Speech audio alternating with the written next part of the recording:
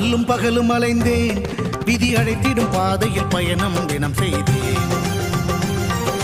கண்ணீரே சுமந்தேன், பல துன்பங்கள் சுமப்பதை வாழ்க்கை என நினைத்தேன்.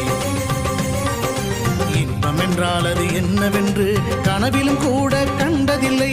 எரிமலை பிழம்பில் நீந்துவதே பிறவி பயன் என நான் இருந்தேன். கருப்பசாமியை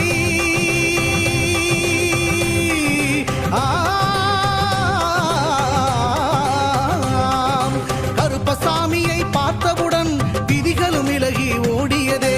வெறுப்பென வாழ்ந்த வாழ்க்கையை மாற்றி சிறப்பாய் வாழ வைத்தவரே.